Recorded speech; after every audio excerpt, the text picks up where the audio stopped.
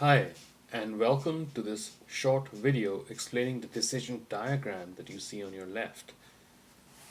First, we have the decision here, which is a senior citizen safety intervention program. The question is whether to fund it or not. And this particular model was inspired by a decision which was being done by nursing administrators who wanted to go into senior citizens' homes and do an audit to see if there were any sharp objects.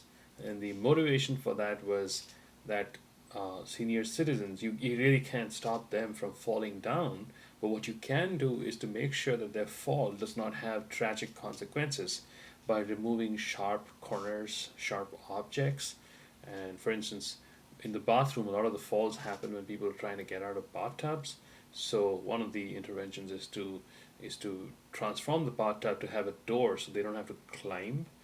So simple interventions like this go a long way towards reducing injuries. So what is the value of supporting such a program? And when a hospital is looking at it, it's got to balance out the cost of the program and the value that the program generates.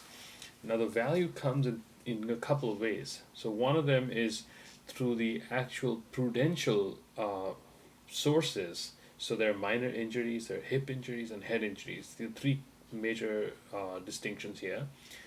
And there's a cost associated in the emergency department to treating minor injuries.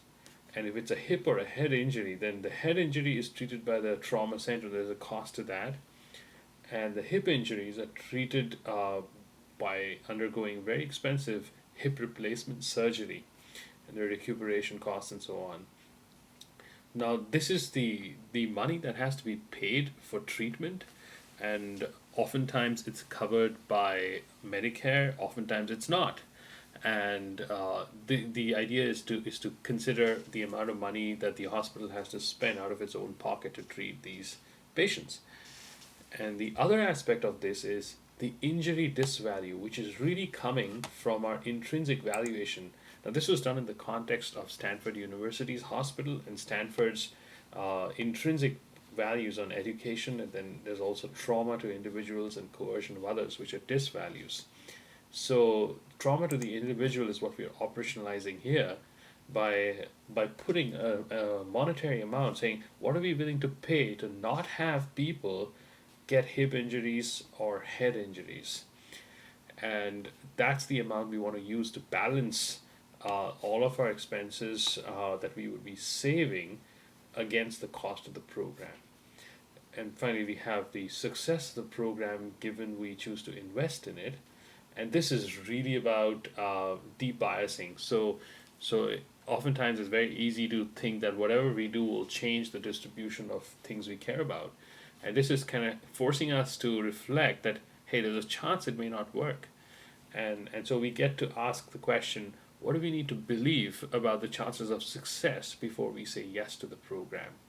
So that's what this decision diagram is showing us. There's an influence from this to this, and the reason this arrow is not shown is because it's included in this given sign, success of the program, given investment. Thank you for watching, and please feel free to play with the model. Thank you.